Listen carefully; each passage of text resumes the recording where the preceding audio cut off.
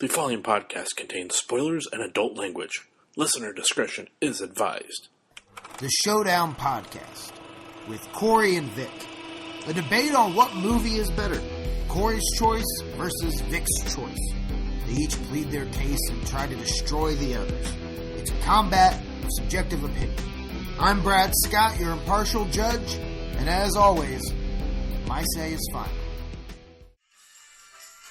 It's the award-winning Showdown Podcast Fantasy Feud with special guest Andy D. Today's combatants representing Princess Bride from Florin, the Vic Millers.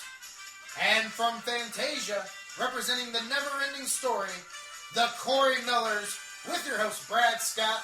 Let's play the feud. All right, welcome to the award-winning Showdown Podcast. I am your host, Brad Scott. Today, we have a very special guest with us. He is a rapper, producer, songwriter, Andy D. Andy, welcome to the show. Pleasure to be here. And we have to remind all of our guests that the Showdown Podcast is not liable for whatever happens to your career after your appearance on the show, but we appreciate you being with us. You can check out Andy's work at andydlovesyou.com. Andy, what can our vast listeners of this award-winning podcast come to expect from you?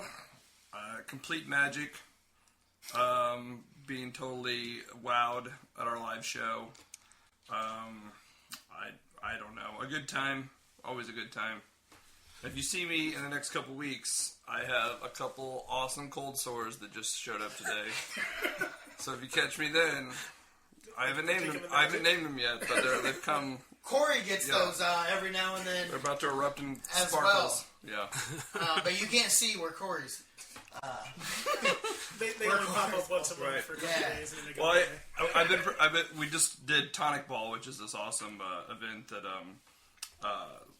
Fountain Square does for Second Helpings, the food bank, and we remade some Tina Turner songs, and I've spent a lot of time doing that. And whenever I get stressed doing projects like that, I always end up with cold sores, and now there are two of them. All it was right. just that stress. I think you should name one of them Corey Miller. Corey. This is the fantasy episode. Fantasy themed movies were up for grabs. Vic, we're gonna go to the coin flip to decide who goes first. Vic, heads or tails? I'm gonna go with tails. Siri, flip a coin. It's oops, it fell in a crack. Corey, put your crack away. Siri, flip a coin for real. It's heads. All right, Vic chose tails. Corey, do you want to kick off or do you want to receive? I'll defer. All right, Vic, you're up first, and Vic's movie is The Princess Bride. So, Vic, tell us about it. So, The Princess Bride is a fantasy fairy tale about two young lovers, a young lady by the name of Buttercup, who is played by Robin Wright. Why doesn't she build me up, by the way? I don't know. All right. and her one true love, Wesley. Did you get the joke? I got the joke. Okay, all right, fair enough. See, if I hadn't stepped on it, I would have been flamed. That's why this is an award-winning podcast. So I let it go. Go ahead. And her one true love, Wesley. They must find their way around the Isles of Florin and through many treacherous obstacles to get back together. Wesley is the stable boy for Buttercup, who's from a family who has taken him in, and he takes care of their farm. And she falls in love with him. He's smitten with her, and he decides that he wants to go off and become a better man so that he's worthy of her love. So he takes off and promises to come back. 5 years go by, and Wesley does not return.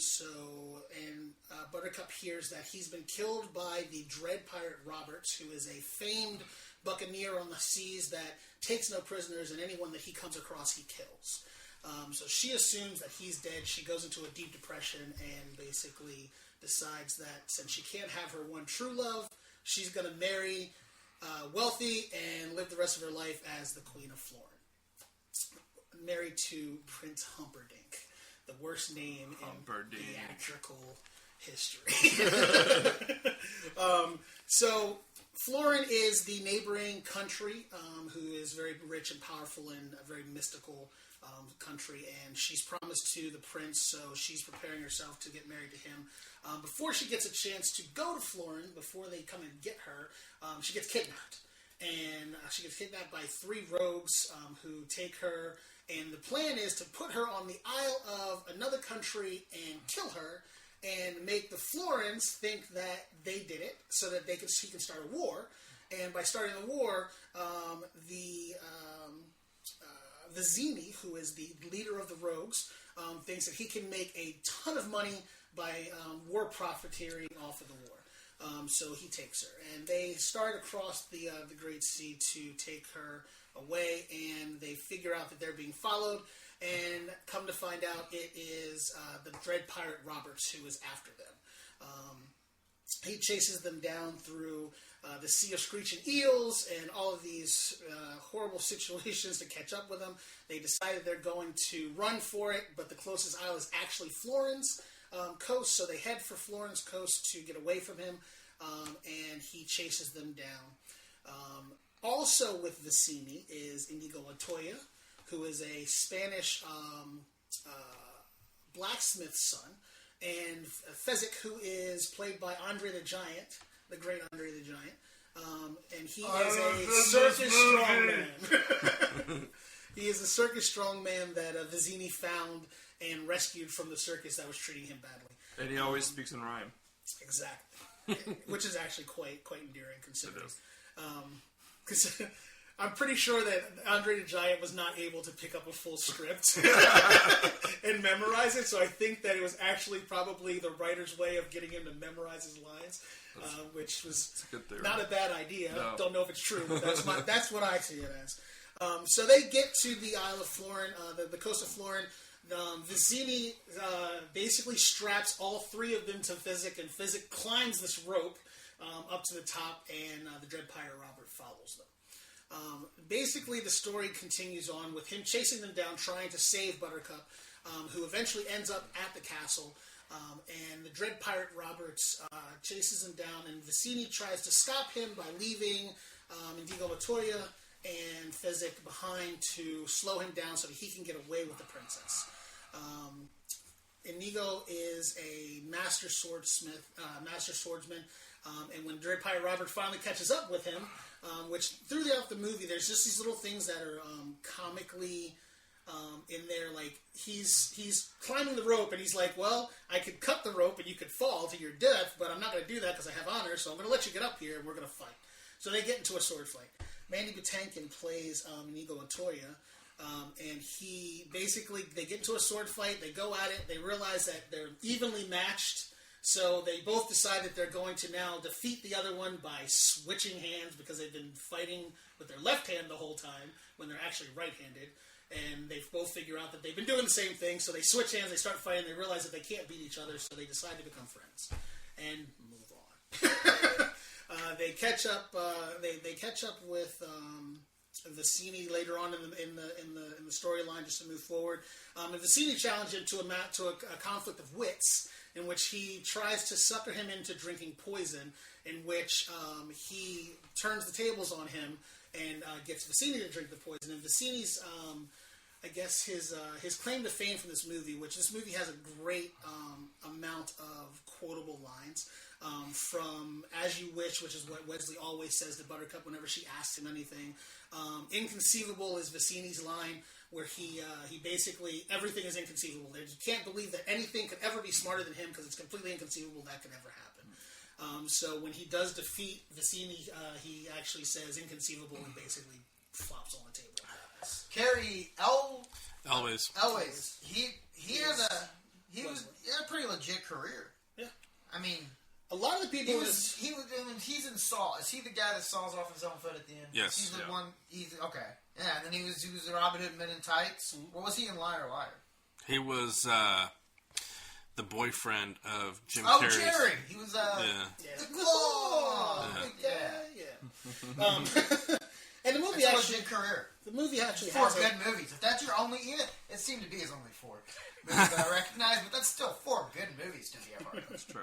He was in what was that movie with Alicia Silverstone, where she was crazy and was going after, and she was infatuated with him. That was another one too. That was good. I can't remember the name. Bunny Boiler in that one. What was that? I remember that. Bunny Boiler. He was. I forget. I think it was like he wasn't a teacher, but a scientist or something. I remember that. Yeah. Yeah, I can't remember the name. Carry on. Brad will figure it out. Carry on. Through the course of this, Inigo Montoya, who is the other character who has the unforgettable line, "My name is Inigo Montoya. You killed my father. Prepare to die," is looking for the 6-fingered man that his father created a special sword for to hold because he has an extra finger.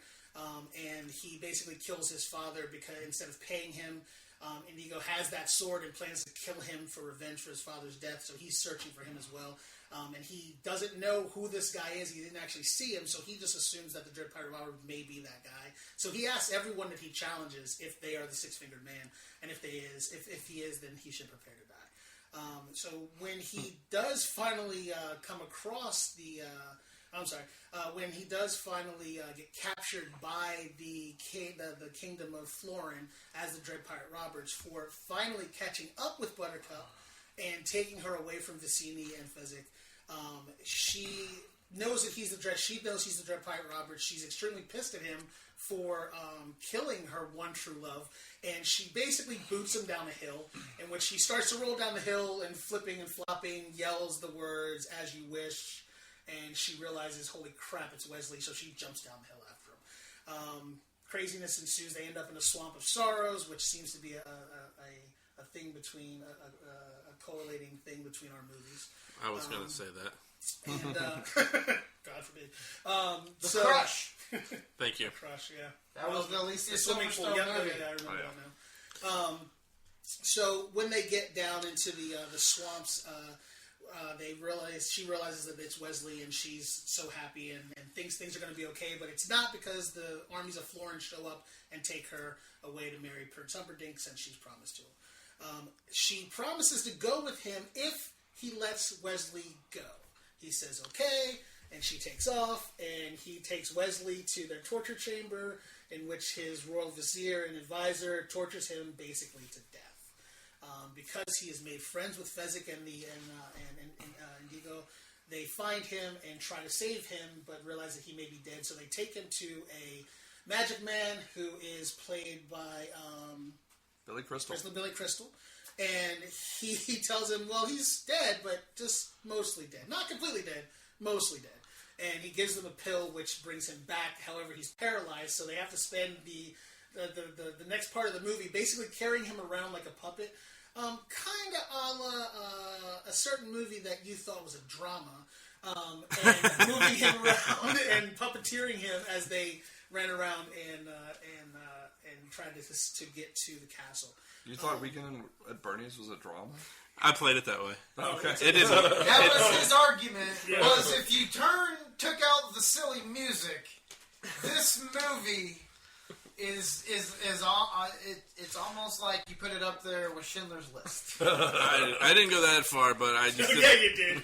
By the way, Yeah, you did. I looked more into Carrie Elwes' resume, and he got Days of Thunder, played a character named Russ Wheeler. Yeah, Nice. movie about racing. And his last name Russ is Wheeler. But he was also in Hot Shots, Dracula, Oh yeah, I forgot about Dracula. then Robin Hood, The Crush, The Chase. Remember The Chase with Charlie Sheen? And Christy Swanson. And yeah, where she he basically takes off in a car, and the whole movie is the car chase. He's with some rich guy's daughter. I've never seen that one. Henry then Rollins and Twister. Nikita's Flea. Cow. He was in Twister, Another cow. Liar Liar. He was the bad guy in Twister, yeah. Yeah.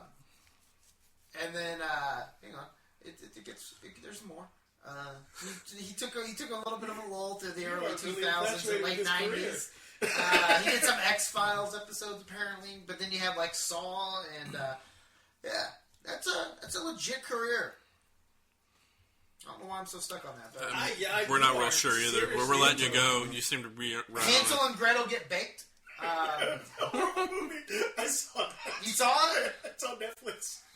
Is it really? Yeah. Oh, I might have to watch that. It was a really, really late night after work. Ooh, I had a that couple might have beers, to and be I was just like going through and like Hansel and Gretel get. Then I got to see what this is all about. It might have to be a Survivor Series episode. It's very possibly could be. I think you'd find it kind of funny. So, not to interrupt you, sir, and your man crush, but to move on. Basically, Fezzik figures out that the Royal Vizier is the Six-Fingered Man, and that gives Indigo the chance to fight him and eventually prove him a coward and defeat him. So that puts the end to his story arc. Wesley finally comes out of his paralysis and ends up fighting for Buttercup and winning her hand. And they live happily ever after, basically, to put the story to bed. But like I was saying, the movie is by far one of my family's favorite movies. I think that I can't think of anybody that I've ever come across that has seen that movie that doesn't love it, that doesn't either have it or hasn't watched it 500 times. It's just a good movie, and it's a great story. It's well written. And the cast, like you said, with Carrie Elwes, but there's Robin White's in it, like I said. Freaking Peter Falk is the grandfather who starts off the story by telling the story, and frames it out as the narrator, kind of telling his grandson, who's played by Fred Savage, the story of Wesley and Buttercup. That man himself is a legend. Like that's a career. Fred Savage? No, Peter Falk. Fred Savage. Come on. 1968 to 2003, he played the same character. He played one character. That was in one movie. Who's that? Peter Columbo. Falk. Columbo. He played Columbo. Oh, okay. That's a long fucking career. To be on TV that long and as the same character and still, yeah. Let's see you do something like that. Mandy Patinkin. said that he hears that line from strangers at least 2 or 3 times a day. He's like every day of his life. Still loves hearing it. I think he's lying about that. It's a great line. I don't know. I'm telling you, last night I went on Facebook, and as soon as I opened my Facebook, there is a meme on there, and it says, "My name is Bambi. You killed my mother. Prepare to die." I saw that. I was like, how random is that shit? Like it's literally, and it's actually another point to the fact is that this is also known as one of the most quotable movies in the world. The American Film Institute has it as listed as number 28 of the 100 most laughs. AFI also gave it 88 on the 100 most passionate movies, 100 most quotable movies. It was number 27. Like it's just like that. Actually, Hello, My Name Is Emil Montoya was the number 27 pick on there. It was nominated as one of the top 10 fantasy movies in the world. The Writers Guild of America named it the 84th best screenplay ever written. So obviously it's a good movie, and there's a lot of people who see it as. I don't know if I agree with the 84th best ever written, but carry on. Well, you're also not like a professional from the Guild Writers of America either, so. No. Your admission on that is inconsequential. Man. Well, I guess they are entitled to. Exactly. Bad choices. 97% Rotten Tomatoes rating. It's pretty 97? good. 97. 97%. I think we need to fact check Roger that. Ebert gave it a 3.5. Common Sense 3.5? gave it a 5 out of 5. 3.5 out of 4 stars. Not thumbs. No, because it was after what's his name died. Hey, the guy in the movie could almost give 3.5. Just half a finger up. Well, that's also played by Christopher Guest, which is a great piece of casting too. Yes, you didn't mention him. Yeah, so I mean, it's there's not a lot that needs to be said about this movie. It is a great movie, and anybody that watches it will have fun watching it. They're going to enjoy it. They're not going to be able to say anything bad about it. All right, are you done? You can try. Oh yeah, I'm not going to say anything bad about it just yet, but I will talk about Neverending Story. It does have a 97%. That's legit. Oh, okay. Sorry, guys. You want to do me a favor and fact check Neverending Story since you're on there? I will say Neverending Story is about a boy named. It's 81%, by the way. Oh, you already looked that one up? Yeah, oh well. That doesn't mean anything anyway. Now it doesn't mean anything? Nope. Yeah. Second ago, you were going to try to blast me for it. Yeah, I was going to try. Neverending Story is about a boy named Bastion who is having a little... He's got a little bit of home troubles. You see, he comes down for breakfast, and he's met by his dad, who's played by Joe McRaney. And you could tell that his dad somewhat cares for him, but, you know, it's just like he's there, so he's got to take care of him. As he goes to work, he's like, make sure you get to school on time. So you can tell that he's got a connection, but it's really loose. So you can already tell that Bastion is a little, not troubled, but he is secluded. He's self-secluded. He has to do things on his own and create things. He's self-sufficient. Yeah, there you go. Anyhow, on his way to school, he's faced with he comes face to face with 3 bullies who apparently run into him on a daily basis and chase him into a dumpster, and then he goes to hide in this bookstore where he steals a book from this bookstore owner. And because Bastion does a lot of reading, he takes... apparently a junior thief on top of it. Yeah. And he really does like books, since there's several he mentions that he actually reads, and it's not just like comic books. And he takes the book up into... I'm guessing it's like the loft of the school. I never really understood that part, but is that right? Yeah, it's like the school's attic. Yeah, I didn't really know schools Yeah, had no, attics. my daughter we watched it today. My daughter goes, "Does my school have an attic?" I was like, "I don't think so." Yeah, I never understood that, and even rewatching, I was like, whatever. It's like an old school building in downtown Toronto or something. So he goes up there and he starts to read this book, and as he's reading the book, that's when we're taken into the world of this book, where we first meet a rock biter, and which I always thought was the coolest one. I really like him. He's so you think he's big and menacing, but it turns out he's just a real lovable rock biter, made of rock. You also meet a character named Teeny Weeny, who's played by Deep Roy, who was one of the characters in Alice in Wonderland. By the way, do you know one of the bullies? Do you know who that was? No. He was featured in a Showdown podcast champion Okay. episode. Stephen King's It. That was Belch. Oh, yeah. All right. By the way, yeah, One of the worst- ANDD, did you know that Stephen King's It has been featured on the Showdown podcast? That was back when I was I a did not know that. fighter. And I took on Corey. I used to fight Corey. And it was our Halloween-themed episode. And guess what movie Corey picked for the Halloween-themed episode? Corey, what movie did you pick? Halloween. For the Halloween, he picked Halloween. For the Halloween. And I had Stephen King's It. Corey, who won? It was a tie. It was a winner. And the main reason why? He forgot to bring up the giant spider. That made the whole movie ridiculous. Yep. Oh, yeah. Let me just argue the first 3/4 of the movie was okay with it because of the sauce. Yeah, we were both. I've been drinking that episode. That's what hitting the sauce. Yeah, Jackass. yeah. Well, wasn't it also 2 movies? It was a TV show, actually. It was, It was like a miniseries. yeah. It still won. Yeah. That's how bad he is at this. Go ahead. Shut up. So anyhow, so we're met by some characters that we only see from the very beginning. They find out about the childlike Empress's castle, so they head towards it, and they find out that she's dying. And It was a weird crew, by the way.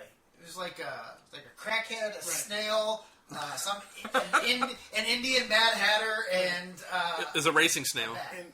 And some kid that you can't figure out what nationality he is. he looked like the guy that's on that new commercial for Old Navy with Snoop and Julia Louis-Dreyfus. You know who I'm talking about? No. He's like he's supposed to be the getaway driver. He's this Indian guy. That's who it reminded me of. But I was like, oh, obviously He was in Willy Wonka. He played the Oompa Loompa. the guy from Neverending Story. Yeah. Well, he played all the Oompa Loompas, Yeah, he right? played For all the of them. remake. Mm-hmm. Yeah. So anyhow, they overhear that, and Atreyu is appointed to go and find the Earthling boy that will help save their world, I guess. So through this, he takes out on his horse, who eventually ends up dying in the Sea of Sorrow. He dies like right out the gate. Right. Yeah. This is one of the most depressing movies. Like they're 5 minutes into the people are trip. just dying. Kids are stealing shit. Like horses are drowning to death. Like and girls are when I dying. rewatched this, I was like, I remembered the horse dying, and I remember as a kid watching it going, that is so sad. And then just watching it again, it's like, that is so sad. So I will say the one thing though is, I don't know, I don't remember thinking it was that sad, just because I didn't feel like they didn't build up the horse's character enough. Yeah. Like you've known this horse for 5 minutes. They didn't humanize the horse. Yeah, exactly. The horse didn't have any personality. You're just like, oh, it's fucking lazy. Why are you sad? You're a horse. Why are you having any emotion? You don't get enough oats. So wait, let me ask you this. Oh, one thing I do want to point out. The way you sink into the swamp is sadness. Yeah. Right. So why the fuck didn't Atreyu Just sing a happy song? But why did he sink as his horse was dying and he's crying? He almost did. Okay. Oh, that's right. And then Falcor saved him. Yeah. Yeah, Falcor saved him. Falcor is a flying dragon that's very Who may or may not dog-like. be a pedophile. Who may or may not be a pedophile. Very dog-like It's like features. a giant fuzzy dick. Is Yeah. What it looks like. I like kids. He does. Get in my mouth, little boy. I have candy for teeth. to eat them? Kind of. I like to lick them. He does fly like a sperm. That's true. So he He swims. looks like a sperm. He's too. Always floating That's up. when he's flying. Look at this. Just wiggle. I remember thinking even when I was a kid, to be like, your back is disgusting. What is that? Are those boils? Oh All the way yeah, down his yeah. back. Those pretty scales. Yeah, those were scales. I mean, you forget he's a dragon because he's also got fur. He's like a dog dragon. Yeah, dog dragon. Yeah, which I will say, if this was made today, he would have been all CG. But this was total real effects and. Yeah, and here's the thing, though, because people always argue against that. I will say this, though. If it would have been CGI, at least his mouth would have worked properly. Like, when he talks, it never was synced. None of the characters in there were synced. When I'll they tell talk. you why. Because it's a German film. I know exactly why, but still, Wait, it's so- not hard to resync. It's not hard to resync a soundtrack. Wait, they were all speaking German? No, they weren't. Well, no. So what does that have to do with the It's a German produced film. But that's his excuse as to why it wasn't synced. But I'm Yes. sure they probably had, I'm sure even if the person was German, they probably spoke English. Well, everybody in the movie spoke English. Trey wasn't German. They all spoke English. It's just the soundtrack was off, and they didn't. Yeah, try to do anything so, about it. yeah, like that, the German asked, That's what I'm saying. Why is it better if it's That's what I'm saying. That's all I'm If saying. anything, the Germans should be more on top of that. Shit. Right. Yeah, you think they would be Nazis about it. No, not political. Oh, yeah. Oh, We'll talk about that later. But anyhow, so all T's, Andy. yes. Yeah. So Pretty sure. So Falcor swoops down, picks up Atreyu, takes him to a place where he gets fixed up because he wasn't totally he getting healed. Yeah, he wakes up. Cosby him. He woke up and he's like, "Oh, what the hell's going on?" And Falcor's like, "Just take the money out." Do He's like, you enjoyed that tea, didn't you? you want to work in this town again? Why can't I walk normal? So Atreyu has to go through a couple of tests in order to continue his quest, and one of them is to go through two concrete statues, and if you, I'm trying to remember how it was now, if you had self-doubt about going through it, two lasers were going to shoot out of the eyeballs of the statues. What wouldn't give a 12-year-old boy self-doubt other than two naked women just staring at him? Big bosom. Yes. Yeah, those were some nice tits. I'm not gonna lie. Those Sphinx had it going on. Might have rubbed one out to that back in the day, you know? Couldn't get. It's like now, kids nowadays are spoiled with their porn. They can find it so easy. You have to search. You have to find anything. Check in between. You have to read in between the little squiggles. Scramble porn. Hoping, try to pause it just you at the were right jerking spot. off to a breast and not Somebody's unwillingly having elbow. some fetish because it happened to be some Damn, it's a toe. Korean TV, like Or some plot point or something. yeah. So before going through, he's a little Green nervous about it. Shopping Network is what I was trying to do. I'm a little high, so I was a little slow. So he's a little worried going through because before he got down there, he saw Knight on a horse try to go through, and he got shot down by the lasers. And were you gonna say something? No, that's Okay. that's pretty. I think that's. So he ends up. I'm not even a knight. But he needed the armor. Maybe that's where the self-doubt came in. So he ends up barely making it through, and then continues on with his quest. At one point, I forgot to mention earlier, Bastion, he yells as he's reading it because it wasn't when the horse died. It was the giant turtle, more or less the ancient one. Yeah. He yells and sneezes a bunch on him. Yeah. So I'm kind of a germaphobe, so I would have freaked out. Yeah, and Allergic to humans. I thought that he Atreyu comes up to a turtle. He doesn't realize it's a giant turtle, but then he has a conversation, and as he's talking to him, Bastion yells something, and they actually hear it. Which he does. Atreyu yells through the entire movie. Yeah. He screams every line he has in that movie. And he wants to be heard. He apparently wants to be Like heard. a young Nick Cage. I was kind of wondering, did any of these actors do anything substantial moving forward? Gerald McRaney, yes. I'm talking about the main actors of the. Yeah. Well, Atreyu was in Troll. Which is crazy. What's it? Oh, wait. What's his name in Troll? What's the character's name in Troll? You guys know this?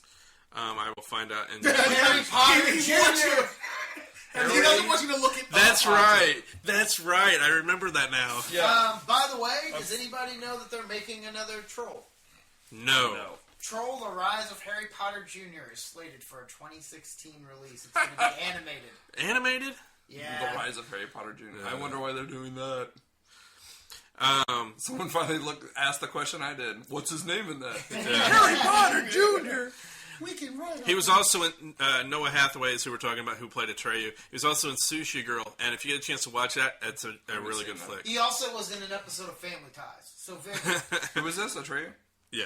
Bastion was in Cocoon and Cocoon. Wait, he was in JFK Part 2. What? Boy in French Class. It looks like a TV show. It's Season 1, Episode 21. I don't know what this JFK Part 2 is, but I am intrigued now. Yeah. As far as Titanic Part 2, what's going to happen? We already know. yeah, that's actually out.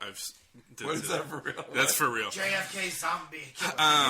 Sushi Girl actually has Tony Todd, James Duval, Mark Hamill, Jeff Fahey, Danny Trejo. They're all in it. It's a good movie. Anyway, back to the story. So they hear that, they don't know where that came from, and but they carry on. He ends up giving him instructions on how to keep going. He eventually finds out later on that the childlike empress is close to dying, or she's about to die, or is dead.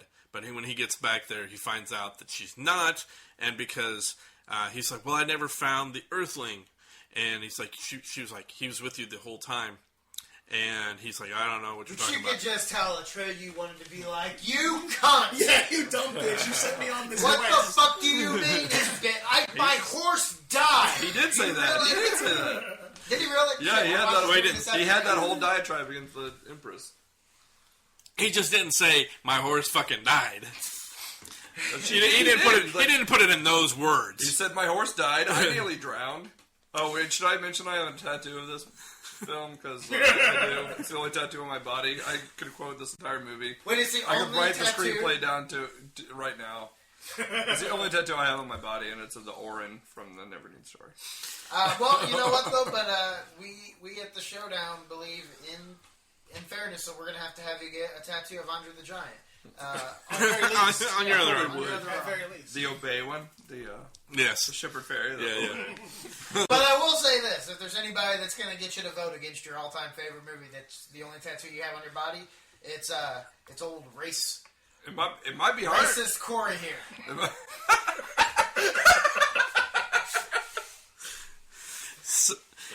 I'm surprised he hasn't called him the Lord.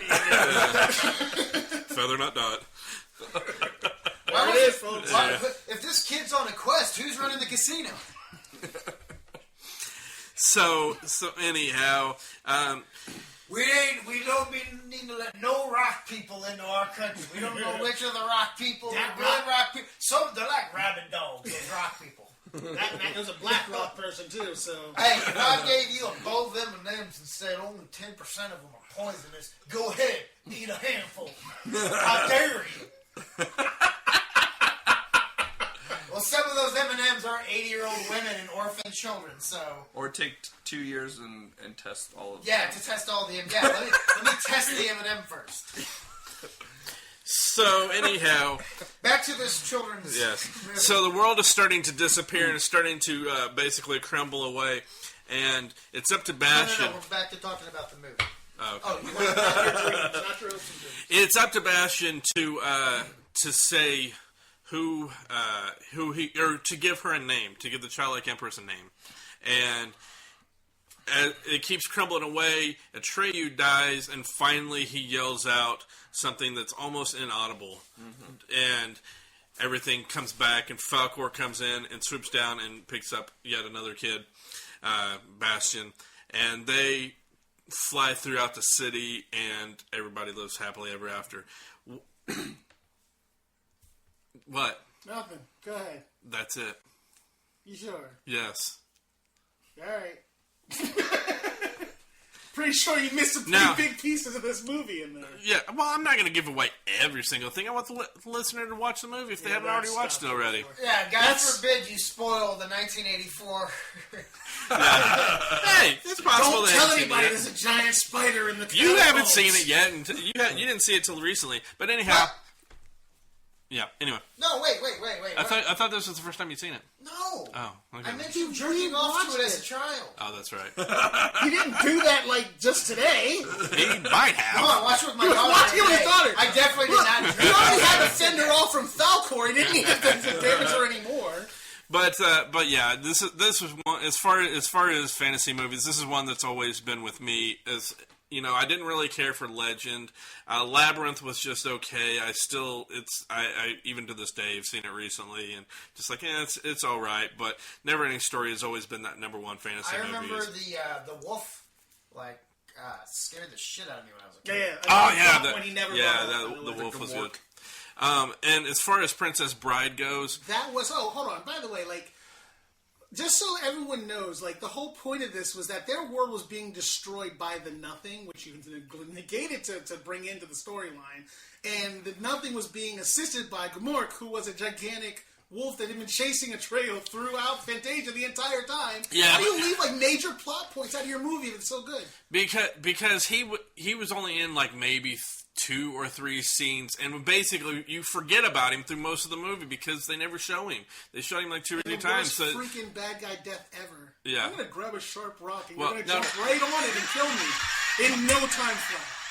God damn it!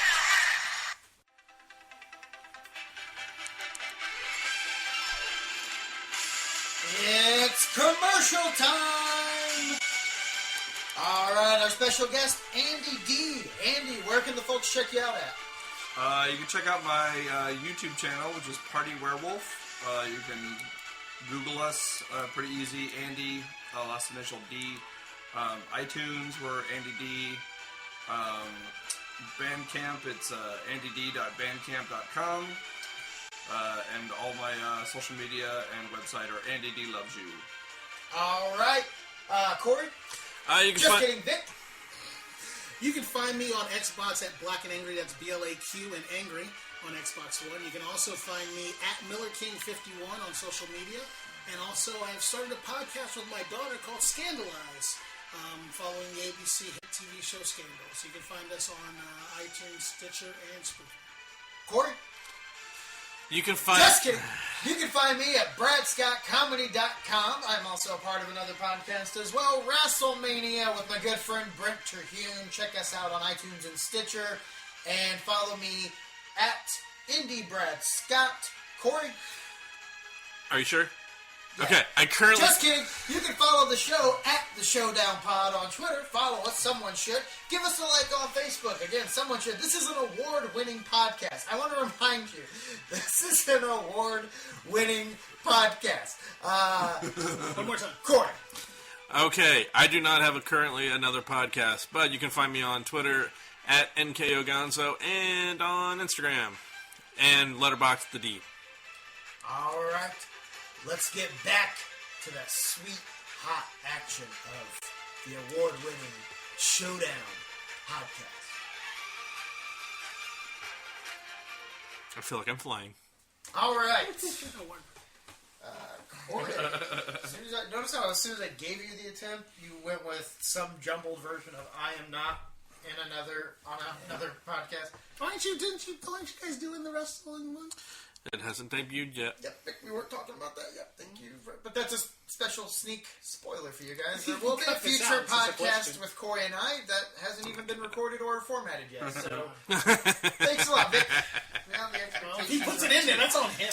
All right, so let's get to our editor. Time is tissue, boys. Let's get to this. Andy, you are our guest, so you go ahead and let's hear your verdict. All right. You know I have... And reason as well. So okay. You know I have the tattoo. He has a tattoo of the Neverending Story. The Neverending Story. What's the Orin. The Orin. Which is the symbol that Atreyu bears. It's the snake 69ing, right? Yes. It's the snakes going at it orally, simultaneously. Ask the mouth. And that means that whoever bears that is the speaker of the childlike empress.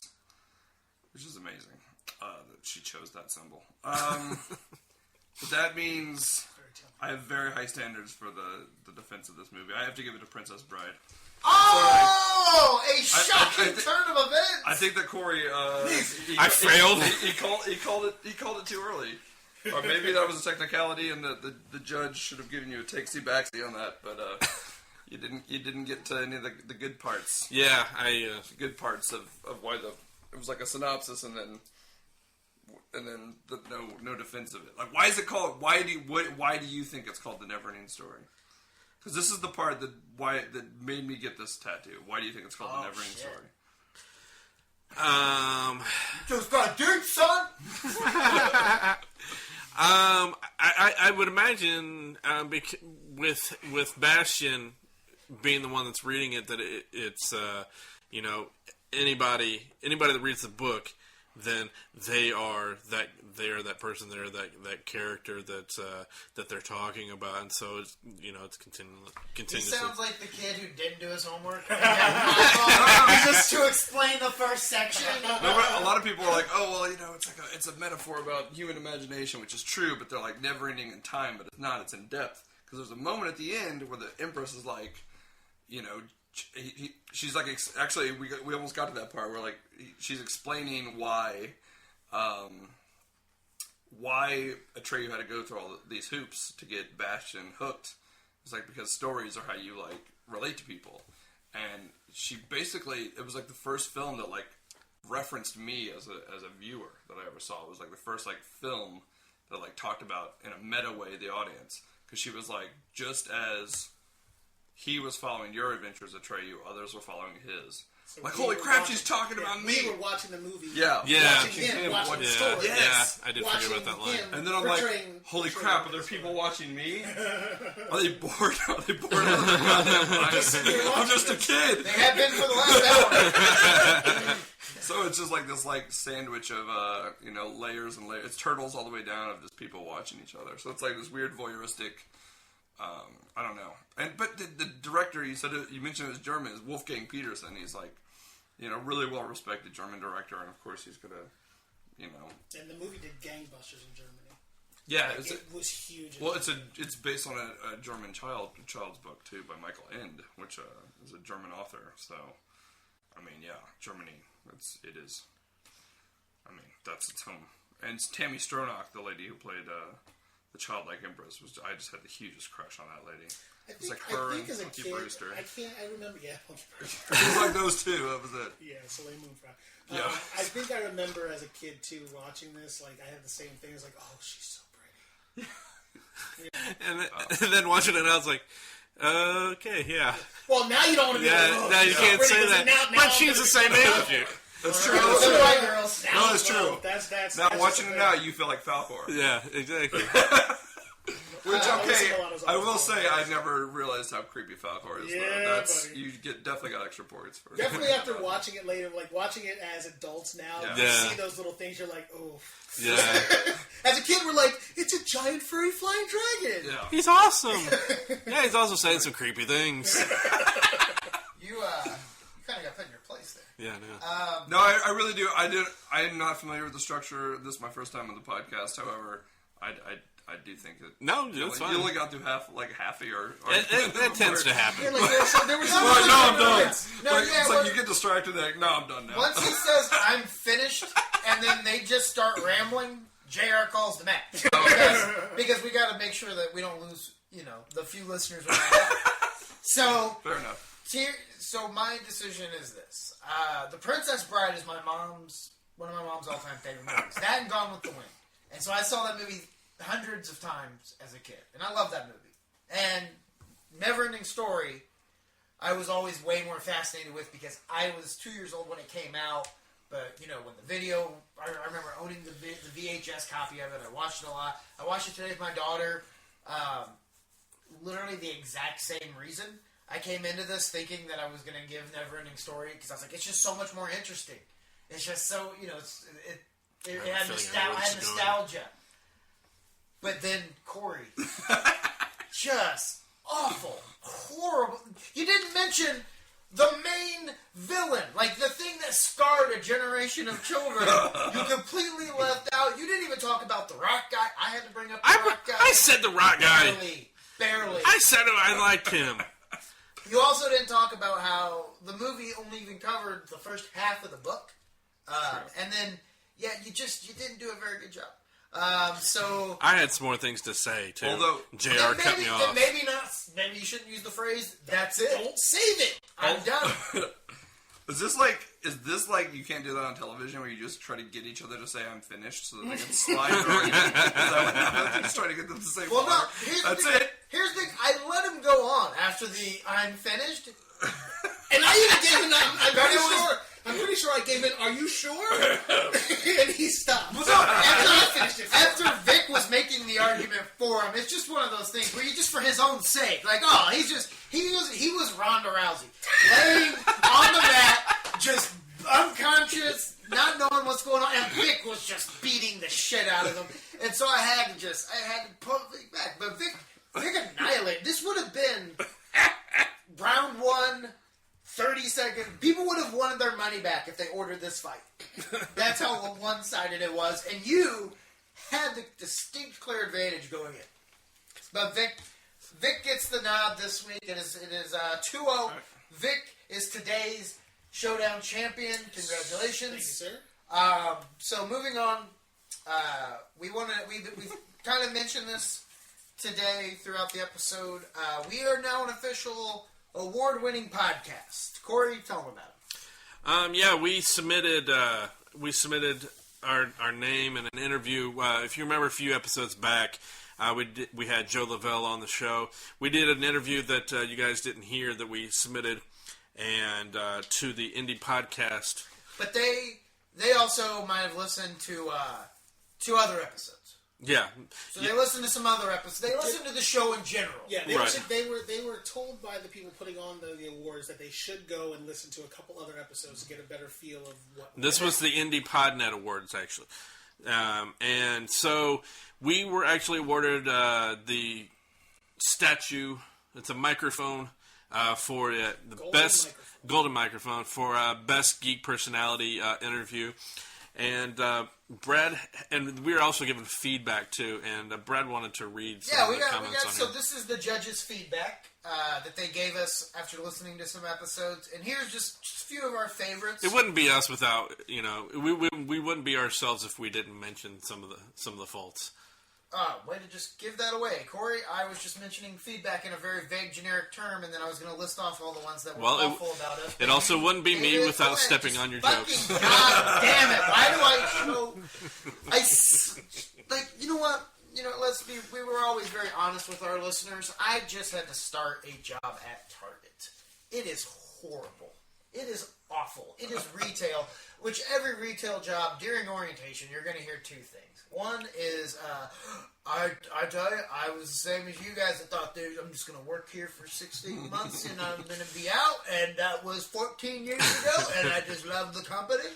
And you're also going to hear, probably generally after an interaction with someone else from the store, we just like to have fun here. I give them a hard time. That's what I do. I dread going into that job, but I have to do what I can to take care of my seed. Can I tell you that I had that same job? Hold on. I absolutely dread going in there. And now, because of you, I'm feeling the same way about doing this podcast that I love.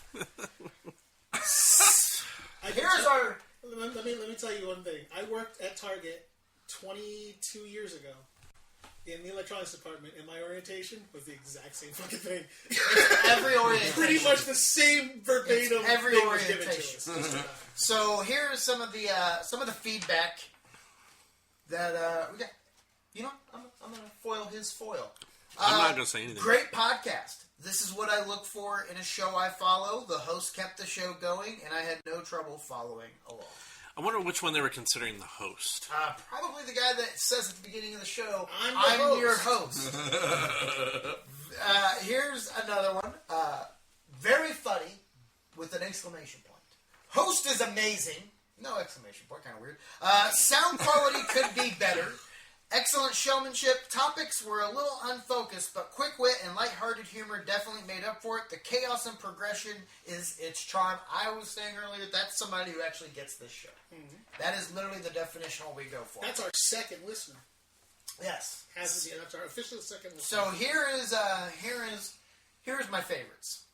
Sound kind of tinny, echo, some background noise. I'm sure they're probably listening to an episode where we had garage door open, or a parrot, or my phone going. Or Vicks. Yeah, plenty of Vicks. That might have just all been Vic. Hold on. However, our engineer is supposed to cut that out. Here's another. This is the only feedback from this person. One guy sounded off mic. The other was too loud if you compensate. Sound was very up and down. Had to keep adjusting volume. Content was not very interesting. Poor sound. Seemed like a badly placed single microphone. This is, I think we all agree, this is our favorite, right? I am okay with working blue. Which, for those of you who don't know, that is a comedic expression for dirty, for foul language. Mm-hmm. But a black stereotype off the top, and then talking about bitches in Walmart wouldn't keep me long. A geeky podcast should be engaging and on point. If I wanted political commentary, I would watch CNN, Fox, or any other news outlet. Sorry, guys. Now, to that guy, I just want to say, for one, fair enough. But I promise you, any political commentary is by accident. We are not smart enough to try to make a political statement of any kind. Not at all. So, unless it's that Corey's racist. That's yeah. But that's not even political. That's just accepted, you know? He's like your old grandfather at Thanksgiving. You know you're going to hear something just bad. But you just let him stay around anyways. So that is the feedback we got. And we do want to thank the Indie Podnet. In sincerity, we do want to thank them for giving us an award. We were just as surprised, I think, as anybody else. As well as all the judges who took the time to listen. I didn't even show up to the ceremony because I completely forgot we were nominated. And honestly, had I known, I probably still wouldn't have gone because I've been like, there's no way we're going to win. But we won! Yes. And so that is very cool. But enough that we're starting to become douches by talking about how great we are. So back to the fantasy talk. Yeah, let's talk about, so today's episode focused on fantasy movies. So what are... The 80s seem to be the biggest. Mm-hmm. When you say probably where these sort of fantasy movies at least had kind of their peak. Yeah. Corey mentioned that they don't. Before the show, Corey mentioned they don't do fantasy movies anymore. Quickly pointed out that there's been Lord of the Rings, the Hobbit movies now, Chronicles of Narnia. So, what do you think why do you think Harry Potter? Do you think people feel that way, though? Do you think people separate these fantasy films? Could you have, like, Neverending Story, Dark Crystal, Labyrinth? I think people would put those kind of in the same vein. Yeah. Wouldn't you? I think that like, because like I was going to say, Dark Crystal is probably one of my other favorite fantasy movies out there. Again, because it's a lot more practical, it's puppeteering, things like that. So it's got a really different feel to it. I think that the more modern fantasy are more about storytelling than the actual character, right? So like it's point A to point B as opposed to the different interaction, the engaging of the characters with each other, that kind of thing. I think that's why I said that I didn't think that they did as many fantasy movies now as they used to, or they're not the same, because there were more practical effects back in the 80s with those fantasy type movies. Now it's all CG, and you kind of forget that. Yeah, I guess in a way they are kind of fantasy movies. And that was the whole reason why I said, I didn't feel like they still did them. There might have been a desert too in the 90s because because the way generational tastes and waves go, but there is a lot of nostalgia for the 80s, or just really more. People like to write it off as nostalgia, but really, I think people are realizing how much good culture actually came out of the 80s. Mm-hmm. Like, legitimately, people like to talk about liking stuff ironically. I don't think you can like anything ironically. I think you like it or you don't. And I think people are just have guilty pleasures, and probably shouldn't have guilty pleasures either. It's like, it's not a coincidence that, you mentioned Legend not being hitting with you, but that was done by Ridley Scott. Mm-hmm. Yeah. And Ridley Scott's a serious director. Yeah. Why was he doing... Yeah. Why was he dressing up Tim Curry in a giant devil outfit and messing with Tom Cruise and some fairies? And elves, it was amazing. Yeah. But again, that was like early, like Ridley Scott. I mean, he is a storyteller. Yeah. Like, all of his movies are about characters and their interactions and how they affect each other. I think that's. But to take it, like you said, for him to do a fantasy-style movie... After doing, like, gritty sci-fi horror, like Alien or something, Yeah, you're like, well, he can apparently cross that genre and make it work. So it works out for him. But like you said, it's one of those things where current fantasy is more, I think, what sci-fi was in the 90s. Yeah. It's more action, adventure type thing rather than about the fantasy. That's true. It's also, it's also an ascendancy of nerd culture. Like, nerd culture is pop culture now. Like, the culture wars were fought, the nerds won, and now, Tolkien books, which are otherwise very, very dry and can be kind of, academic in some ways, because the dude was like song for 10 freaking chapters. Yeah. This dude was a linguist. Can now be the highest grossing film for some number of times. People can get this worked up about Star Wars. I just think, it was probably the seeds of the nerds winning the culture wars were probably planted in the 80s in these films. Yeah. Well, now and those people are all at the age now that they're able to make those type of movies. Right, so. yeah. And we're so the that's ones what they paying do. for those kinds of movies. Yeah, no. What we liked back then as kids, we're probably we're getting adults, so. All right. I think that does it for this episode. This journey, if you will, that we've met some interesting characters along the way, and I think this is a good way to go home this week. Even though I lost. Even though Carlos, we want to thank you for listening to an award-winning podcast. Yeah, what you just heard, they're giving golden microphones to. So we want to thank you very much again. We sincerely do want to thank the Indie Podnet Awards, and we want to thank our host, Andy D. Andy, thank you for joining us. My pleasure. And hopefully we'll see you again. And for Vic Miller, Corey Miller, Yup. I'm Brad Scott. And we'll see you next time on the Neverending Podcast. Neverending Podcast. Is this the instrumental? Yep. Showdown has won. Was it the Neverending Story? Yeah. Do you know the words? I do, of course. Of course I know the words. And Hank can sing it. She's so effeminate and ephemeral. She's like your life so quick, yo, it's criminal. She got my songs on blast, so subliminal. That reaction in your ass is a chemical. And the shit they like to talk has a minimal effect on my life. I'm less wrong, I'm more right in the night. I'm less right, I'm more left. And it starts at the party. Now bereft of Bacardi. Not much left in the heart. They put the rum in your step. It's ungodly. How you slur all your words, you won't get far. Absurd like turds falling from the stars. You fall down the stairs and trip out the bar. There ain't no way you'll be driving your car tonight. Tonight.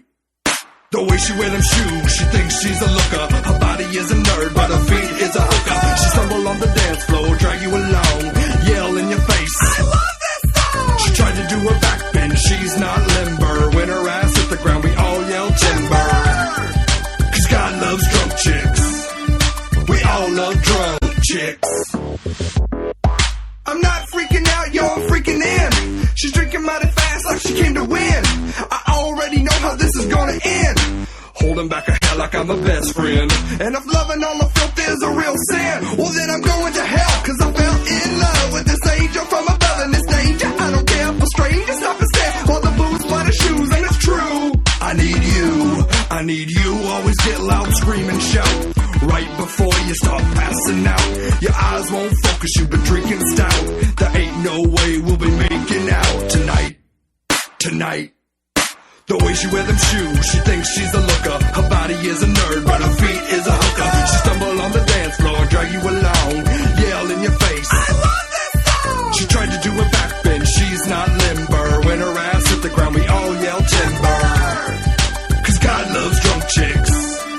We all love drugs. She's freaking with you now, she'll lose control. Summon the spirit of rock and roll. You already kissed, spend a little money. She tastes like whiskey, puke and honey. I know it's sad, but I think it's funny. She'll be feeling this hangover Monday, but tonight she's getting freaky. Not just because it's the end of the week, yeah. Everybody in the club got paid. Everybody in this club will get laid. Everybody in this club getting crazy. The beats out the speaker and you know she shake, yeah. Her eyes crossed, looking goofy. You don't even need to waste your roof fare. Cause God